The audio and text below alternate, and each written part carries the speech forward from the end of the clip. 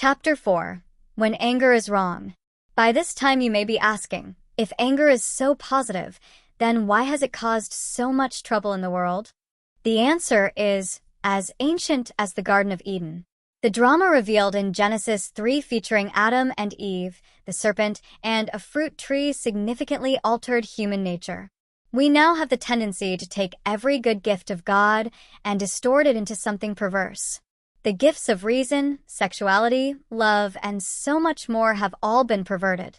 Anger is no different. The deceiver is still among us, and the scene of Eden is repeated daily. Perverting the divine purpose of anger has been one of Satan's most successful tactical designs. The enemy has used many strategies to twist God's intention for human anger. One of the most powerful is to make us think that all of our anger is of equal value. If I perceive that I have been wronged, then I have been wronged. This illusion leads us to conclude that we always have a right to feel angry, definitive or distorted.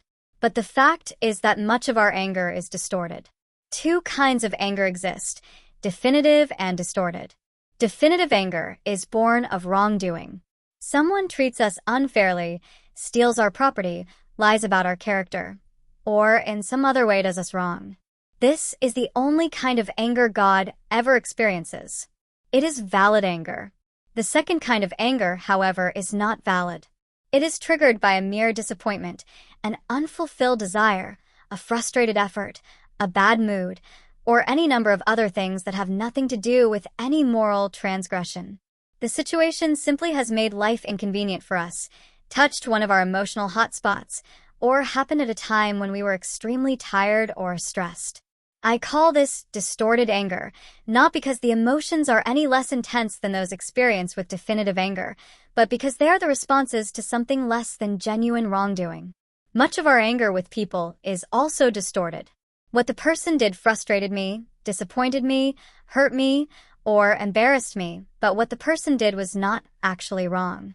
My anger experience may be just as intense as ever, but my response to such anger will be different from my response to definitive anger. The story of a valiant soldier that people can recognize when anger is distorted and make positive responses is illustrated by the story of Naaman, a great military commander and valiant soldier who had leprosy. The commander had heard from a young girl, a prisoner of war, that a prophet in Israel could heal leprosy. Naaman immediately went to the king, told him what the young girl had said, and asked permission to go to the prophet in Israel. The king not only gave permission but encouraged Naaman in his pursuit. Naaman packed his gold, silver, and other gifts and headed off in search of healing. When, through a circuitous route, he finally reached the gate that led to the prophet's house, the prophet did not so much as go to the door. Rather, he sent a messenger, saying to Naaman, "Go, wash yourself 7 times in the Jordan, and your flesh will be restored, and you will be cleansed." Naaman's response is notable. Naaman went away angry and said, "I thought that he would surely come out to me and stand and call on the name of the Lord his God, wave his hand over the spot, and cure me of my leprosy. Are not Abana and Pharpar, the rivers of Damascus, better than any of the waters of Israel? Couldn't I wash in them and be cleansed?" So he turned and went off in a rage. 2 Kings 5 verses 10 to 12. Clearly, Naaman is an angry man. His blood pressure has risen. His nostrils are flared. His feet are stamping the dry ground. His anger quickly jumps to rage. Thoughts, which to him seem logical, race through his mind.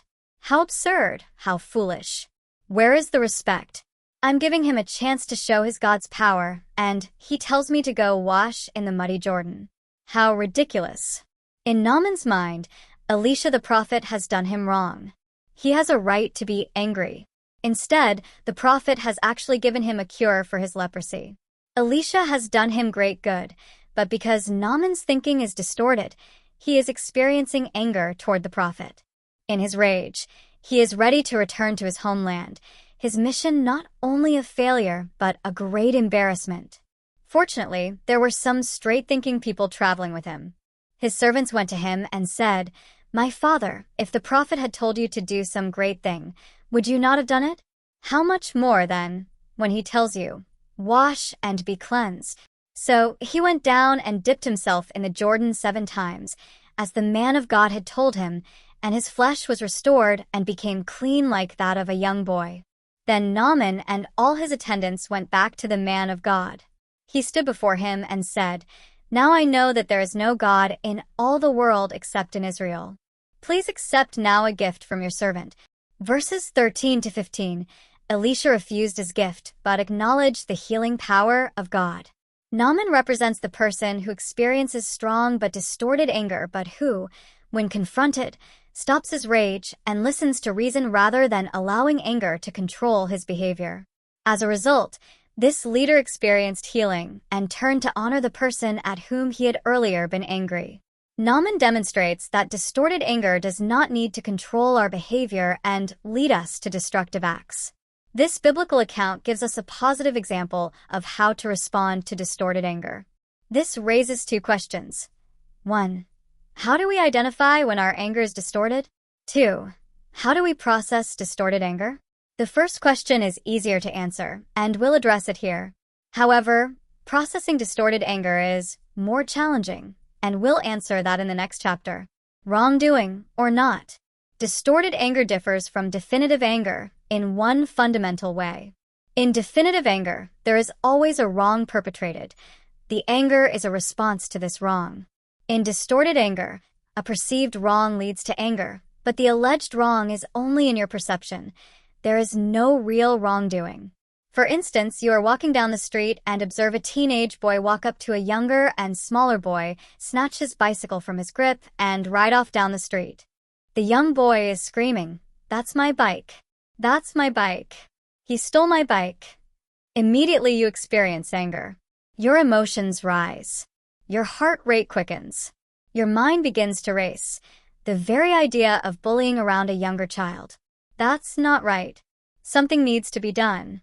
If the facts are what you perceive them to be, then your anger is definitive.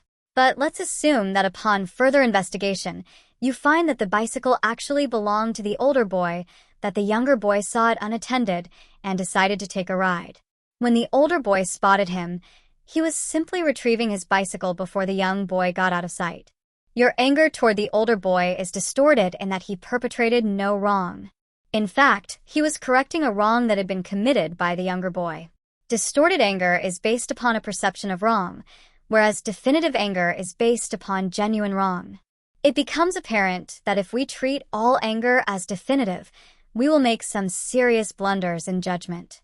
For example, if, in the above illustration, you assume that your anger is definitive, you may chase the older teen, knock him from the bicycle, and return it to the younger child. Only later will you realize that you have made a serious mistake. In order to understand distorted anger, we must return to our basic paradigm. In all anger, there is first a provoking event, second, an interpretation of that event, and third, the rising emotion of anger. Physiological changes take place in the body, and we are ready for action. All of this occurs whether the anger is definitive or distorted. But if we are to have a wise response to anger, we must first discern whether that anger is based upon actual wrongdoing. This requires time and thought. Thus, the value of step 2 in the last chapter, restrain your immediate response. Restraining your immediate response gives you the opportunity to question the validity of your anger. Questions must be asked, and evidence must be weighed in order to process anger positively. These questions must be asked of yourself, and sometimes of the other person. In the illustration above, had you raced to the younger child and asked, "Is that your bicycle?" he may have said, "No, I was just borrowing it for a short ride." Immediately you know that things are not exactly what you perceive them to be. With only one bit of new information, your anger is already beginning to subside. As you ask further questions of both boys and get a better picture, your anger toward the older boy goes away, or at least lessens. With the additional information, you may decide that no action toward the older boy needs to be taken, and you may end up giving the younger boy a lecture on not taking bicycles without permission. That's a much different action than you would have taken if you assumed your original anger to be definitive. Of course, if you heard different stories from the two boys, any action is difficult. You may assume one is lying. The solution may be to go home with one of the boys and talk with his parents. Cubicle rage, fewer people doing more work crowded into smaller spaces, is taking its toll. Cubicle rage has people hurling abuse at coworkers. One national survey reported by CNN found that 42% of respondents said yelling and verbal abuse took place at work. Two questions are important in determining the validity of anger. The first is, what wrong was committed? And the second is, am I sure I have all the facts? The first question strikes at the heart of the matter. If a genuine wrong has been committed, then your anger is definitive. If, however, your anger has been born out of some unrealistic expectation inside of you, then it must be handled as distorted anger.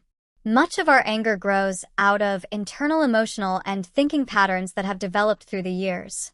For example, the person who tends to be a perfectionist will have high expectations not only for himself, but for others to whom he relates.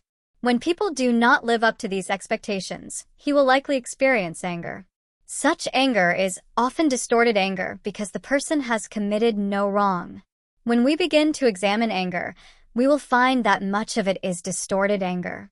Jill is highly perfectionistic. Open the drawer of her dresser, and you find all of her clothes neatly stacked and color-coordinated. Her closet is no less organized. This pattern for neatness and perfection appears in every aspect of her life. She is married to Jeff, who is highly creative, but neatness and organization are not even in his vocabulary. Jill often becomes angry when she observes Jeff's dirty clothes stuffed in a closet corner, when she sees him looking for a report he completed 2 weeks ago but has misplaced, and when she gets inside his car, which hasn't been cleaned since the day he brought it home from the dealer. But Jeff has committed no wrong. Jeff is being the person Jeff has learned to be. He has no inner compulsion toward neatness or organization such as Jill has. I am not suggesting that Jill's anger is not real. It has the same emotional, physical, and cognitive aspects as definitive anger. She really is upset. She really believes that Jeff is wrong not to be neat. But if she is open to the facts, she will discover that thousands of people have Jeff's personality traits and that these traits are not evil. Jill's anger still needs to be processed in a positive way. We'll come to that in the next chapter. But it will help if she can see it for what it is. Her anger is not born out of Jeff's wrongdoing, but out of her own compulsion for neatness and organization. If she can see it as distorted anger, she is far more likely to process it in a positive way. Sometimes examining our anger will lead us to question the person with whom we are angry. If we understand that we may not have all the facts, then we should be motivated to seek the facts before we jump to wrong conclusions. When we begin to examine anger, we will find that much of it falls into the category of distorted anger. Distorted anger is no less troublesome than definitive anger, but it needs to be processed in a different way. In Chapter 5, we will consider how to process our distorted anger. Quick take: good versus bad anger. Good. Definitive definition: anger toward any kind of genuine wrongdoing, mistreatment, injustice, breaking of laws sparked by violation of laws or moral code. How to recognize. If you can answer yes to the questions, was a wrong committed? And do I have all the facts? What to do? Either confront the person or decide to overlook the offense. See Chapter 3, Step 4. Bad, distorted definition: anger toward a perceived wrongdoing where no wrong occurred, sparked by people who hurt us, stress, fatigue, unrealistic expectations. How to recognize. Feelings of frustration or disappointment feed the anger. What to do? Halt the anger and gather information to process your anger. For every minute you are angry, you lose 60 seconds of happiness. Ralph Waldo Emerson.